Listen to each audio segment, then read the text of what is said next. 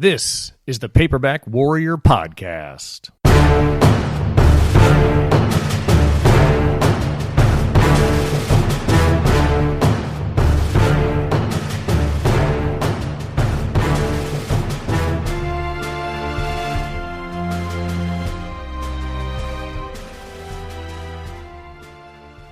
Paperback Warrior is back with another exciting podcast episode. Thanks so much for joining us today. We're coming at you on the glorious day of February 10th, 2020. I'm Eric, and I've got my astute co-host and fellow bookworm, Tom. Follow us at paperbackwarrior.com and on social media like Instagram, Twitter, Facebook. And take a moment to like or review us on your favorite streaming services. Tom, and you and I have been playing with show ideas, and you apparently got some new ideas to present. Well, first of all, this is episode 30. Who would have thought that we would have turned 30? Huh? Nobody, when we began, thought we would last this long. But here we are with 30 episodes in the can.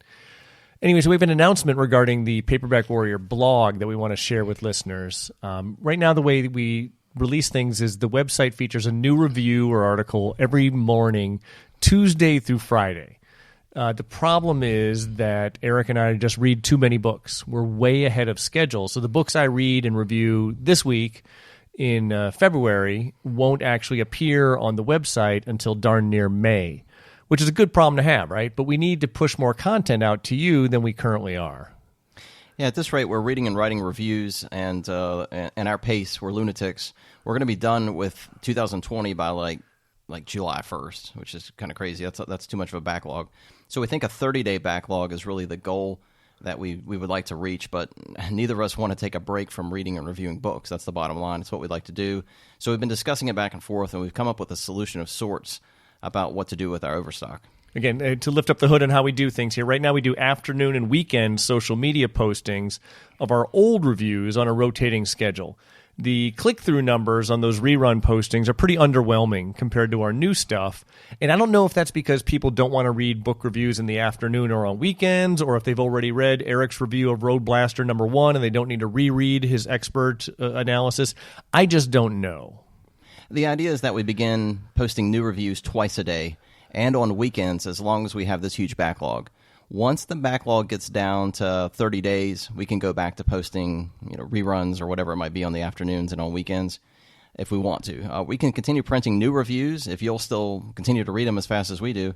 It gives us more flexibility. And look for the change on, what did we say, Tom? March? I think you said March 3. Is that when we're going to be going to? Yeah, and I don't have a calendar in front of me, but I think March 3rd is a Tuesday, which will be the first episode of the month after our podcast. Right, so ultimately it's going to be up to you guys, our readers. If you like the idea of having new reviews available to you in mornings, afternoons, and weekends, just vote with your clicks. We see the numbers by visiting the website and reading the content. If the traffic shows that you have an appetite for more content, we'll keep up with you. If not, then we'll come up with some other scheme. Yeah, stay tuned to paperbackwarrior.com on the website and on Facebook for a flood of reviews coming your way on mornings, afternoons, and weekends. We just keep on flipping pages. All right, so that's enough housekeeping. They don't really care about our back office operations. Let's talk about books. Yeah, what have you been doing, or what have you been enjoying lately, I should say? Okay, well, I got some mail for you that arrived at my house because our friend Justin Marriott in England evidently thinks you live in the garage. So I'm going to hand this to you. You haven't seen this yet in real time. This is your copy. I've seen the cover of this on Facebook. Tell them what I just gave you. This is a radio show, not a video show, so they can't see what I just handed you. Describe it. Oh, man, I love holding it. It's Paperback Fanatic, issue number 43. It's a nice, fairly thick, glossy book filled with, looks like Fawcett Gold Medal reviews. Right, this is their special Fawcett Gold Medal issue. There's a guy in England named Justin Marriott, friend of the show, and he puts out these fanzines involving paperbacks. He does one called Men of Violence. He does one called The Sleazy Reader. He just released one called Pulp Horror. But this is his flagship publication called The Paperback Fanatic. This is issue number 43, and it's the Fawcett Gold Medal issue. The best part of this issue, in my opinion, is the very first section, starting on page 4, the Gold Medal Reviews. Why do you think I'm so partial to this section? Oh, I'm looking at it now. Gold Medal Reviews. It says here the Paperback Warrior team raid their archives for some classic Gold Medal reviews, and that's on page 4. It's awesome because we wrote a lot of this, and but not just because of that. It's 89 pages with full color photos of Gold Medal paperbacks from the covers from the 1950s and 60s, as well as review and feature articles. I want to go through the table of contents just because I think this is just so on the mark with what our listeners like. It has the gold medal book reviews by you and I, which is clearly the best part. There's articles by Paul Bishop, Justin Marriott, and Bob Dice about Gil Brewer, an author that we both enjoy, that we cover a lot. There's articles by Paul Bishop, Justin Marriott on Dan J. Marlowe, the author of the Drake series, and his weird and remarkable life. We got to do an episode on that. A guy named Rob Matthews, who I don't think I know, wrote an article on Charles Williams. Justin Marriott wrote an article about the cover art of Robert McGinnis. Justin Marriott also reviews 5 John D. MacDonald books. And there's an interview with Wyatt Doyle, who's been producing these amazing compilations with Bob Dice of stories and art from the men's adventure magazines of the 1950s and 60s. I reviewed one of those for the our site called Cuba, Sugar, Sex, and Slaughter, containing some amazingly bloody and violent stories from these men's adventure magazines about Cuba, primarily on the revolution there. Anyway, you can find Paperback Fanatic 43 on Amazon by searching for Paperback Fanatic 43 in the Amazon search bar. Here's one thing you need to know, listener, is that the cost of this is $12.99. But the issue is going to cost you a hell of a lot more than that, because as soon as you start reading about these old books, you're going to end up buying a bunch of them. So you may want to buy it now, but don't actually crack it open until you have some money to spend. Yeah, this is definitely well worth the price. I mean, it's eye candy city. I'm sitting here flipping through all these book covers, and gosh, they're gorgeous. Tom, I don't have to give this back, do I? No, this one's yours. I got my own. Like I said, Justin sent me 2. One was for you, but I haven't seen you since it came out. Yeah, thank you, Justin. Yeah, thanks, dude. And it's great. You should be proud of this thing that you put together. It's really remarkable. That's great.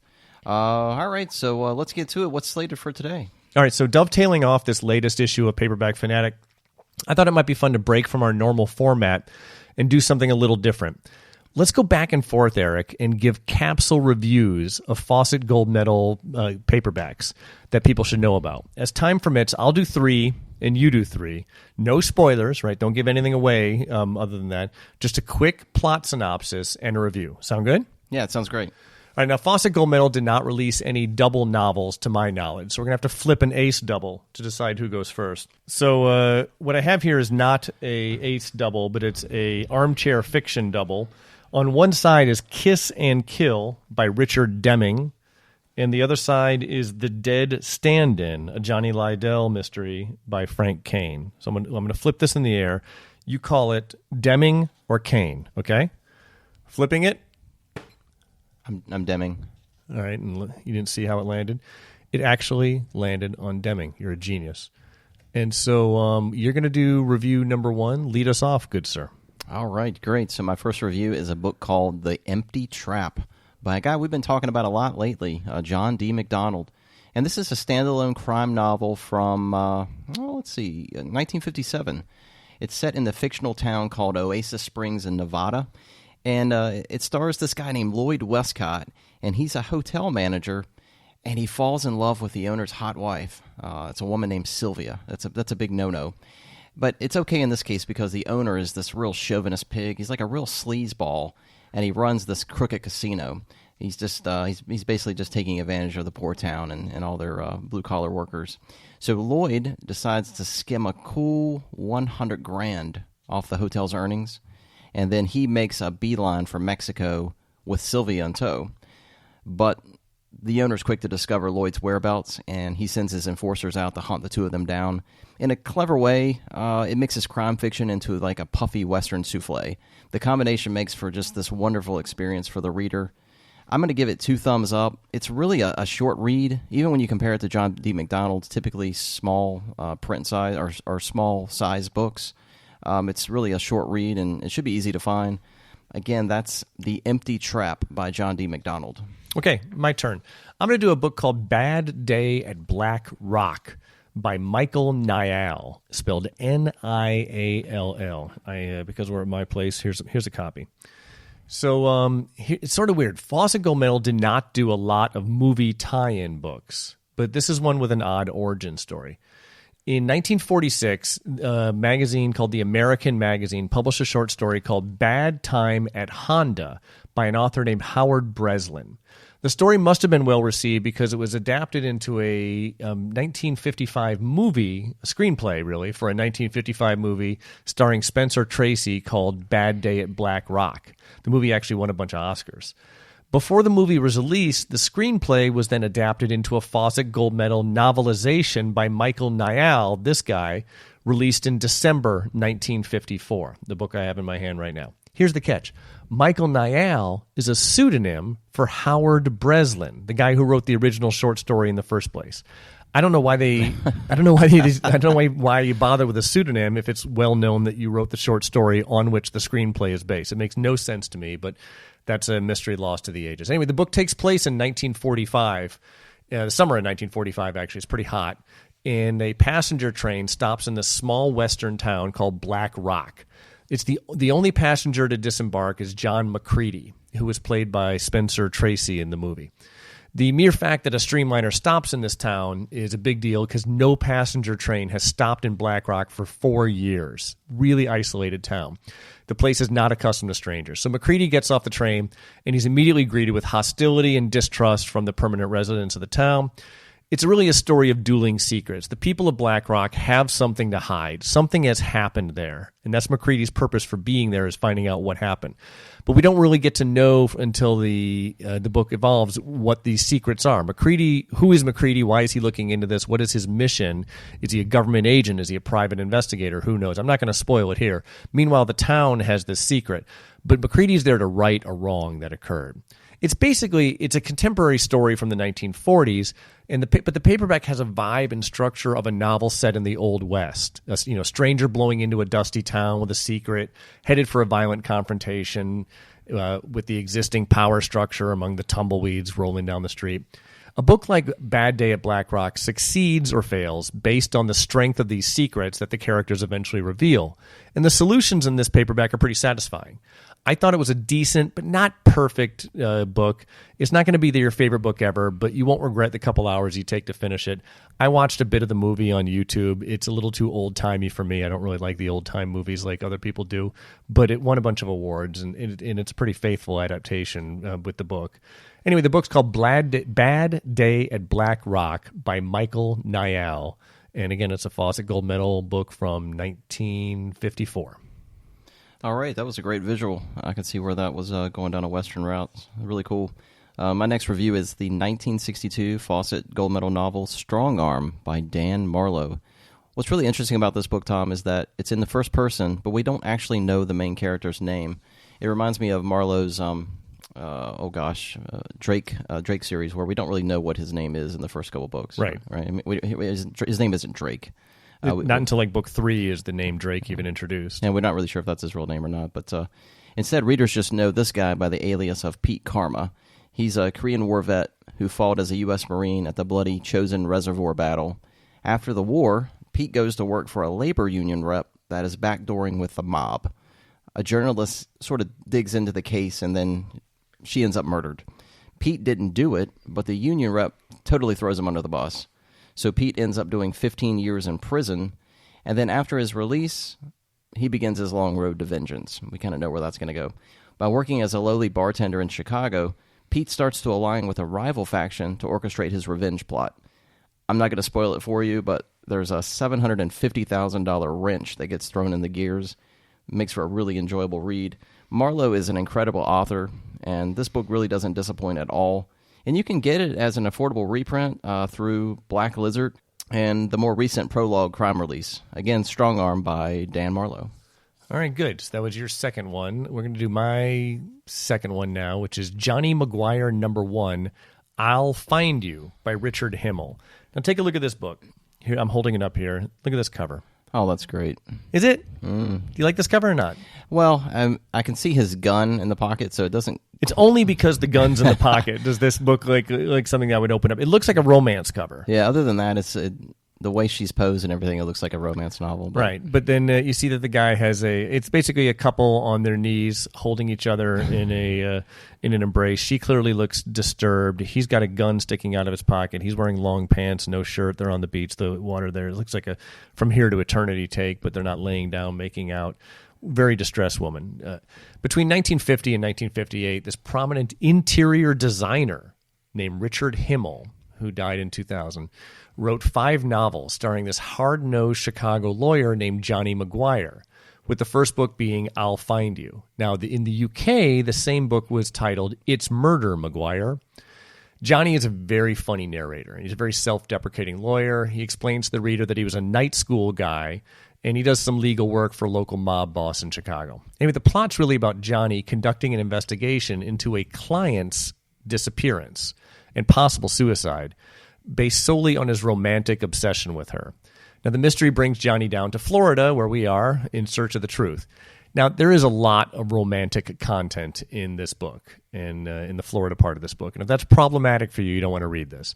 But if you're willing to buy the idea that a guy like Johnny would turn the world upside down for a woman he hardly knows based on a hunch that she's alive and in trouble because he's so attracted to her, you're bound to enjoy this really well-written paperback. Richard Himmel was a fantastic writer, and this book, I'll Find You, was a really quality book. It must have been a successful title for Fawcett Gold Medal because it went through 5 different print runs between 1950 and 1955. And I have all the books in the Johnny Maguire series, many of which are here. So there's I'll Find You from 1950, The Chinese Keyhole from 1951, I Have Gloria Kirby from 1951, Two Deaths Must Die, which has a very good cover from Fawcett Gold Medal, and then a very bad cover from another publisher, Unity Books. Never even heard of them. That's hideous. It's the worst. And I've seen this picture used for other ones. The Rich and the Damned from 1958. And I have reason to believe that these books may be reprinted in the near future. We may have some announcements on that, so stay tuned.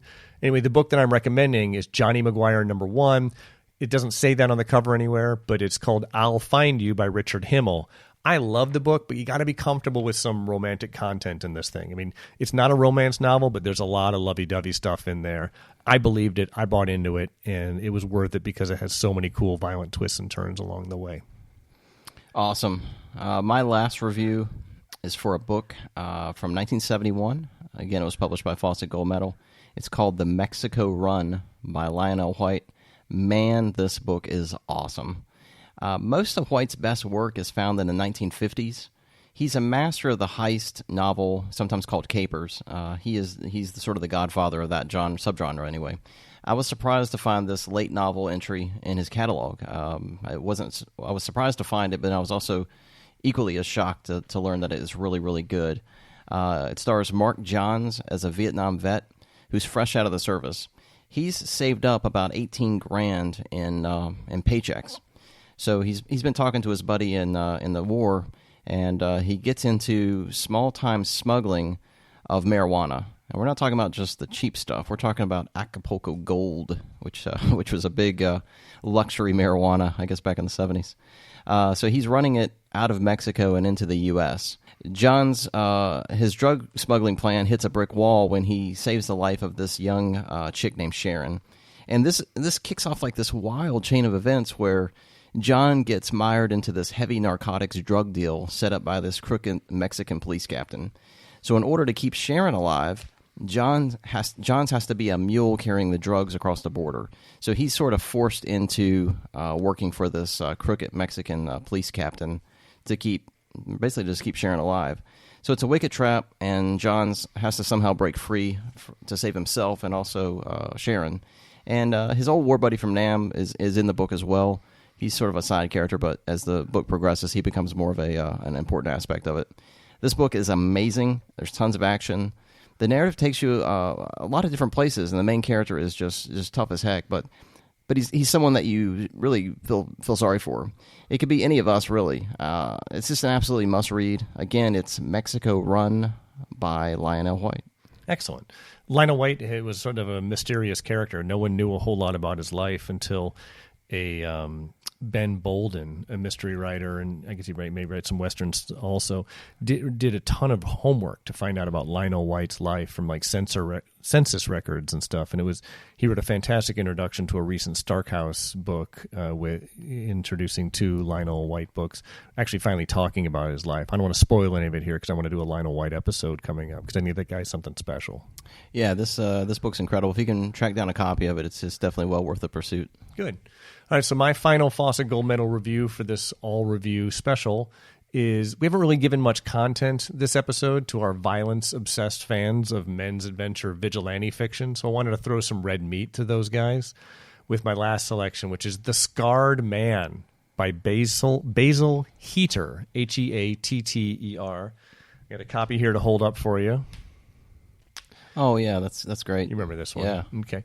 So by the time the 1970s had rolled around, the quality of the output from Fawcett Gold Medal, their paperback imprint, had decreased noticeably. They weren't putting out as good books as they did in the 50s and 60s. And so this was the publisher that practically invented the paperback original, and they were getting their clock cleaned by violent adventure houses like Pinnacle Books, because Pinnacle at the time was putting out The Executioner by Don Pendleton, The Destroyer, and a bunch of other stuff. So Fawcett Gold Medal needed to change things, to change with the times, right? Or disappear in obscurity. And so enter Basil Heater. During his life, Heater wrote 20 suspense and adventure novels. However, a decade later, when the demands of the market called for bloody paperback vengeance, Heater delivered his publisher, The Scarred Man. It's this revenge story about this mild-mannered attorney forced to hunt and kill the motorcycle punks who raped his wife and left him with a scarred face. He is the Scarred Man.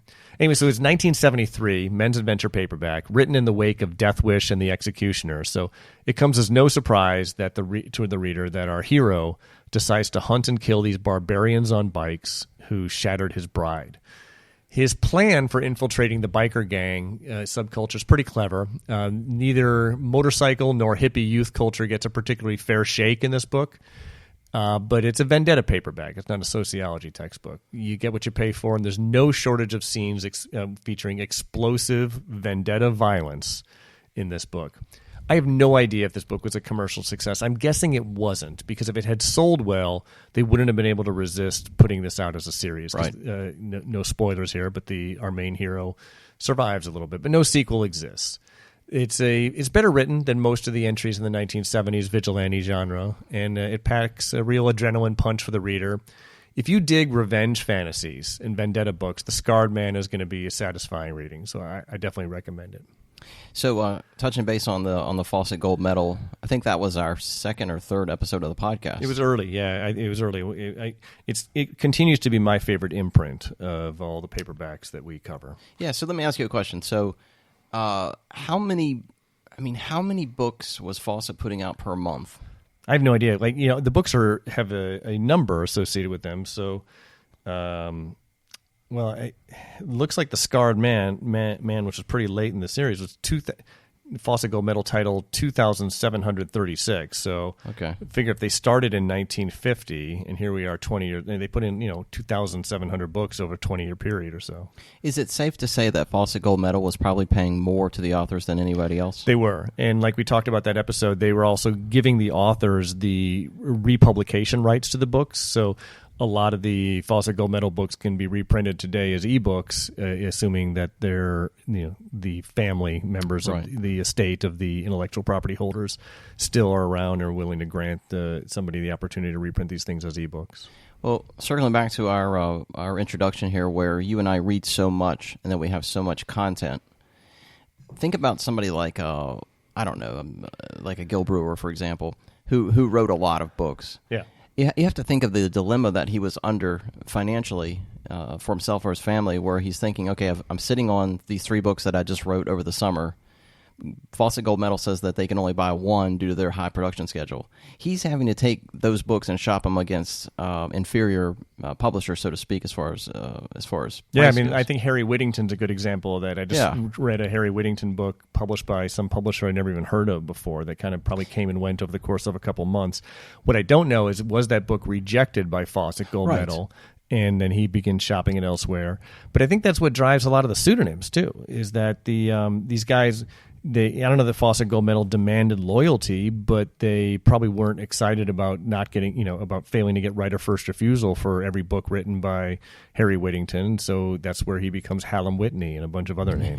Yeah. It had to be a lot of inner turmoil there where you're thinking, Fawcett just bought this book that I don't think is really good, but the book that I spent a lot of time and effort on that I really, really enjoy, I'm going to have to give to Lancer and get like half the money. Right. Now, Fawcett also is printing all original books. The whole idea behind Fawcett Gold Medal is that this is an original paperback that has not appeared in hardback or anywhere else. And Signet and some of the other publishers had more flexibility there, where they could reprint a book that was published by a different publishing house in the past, or a hardcover book that had, and give it a second life in paperback.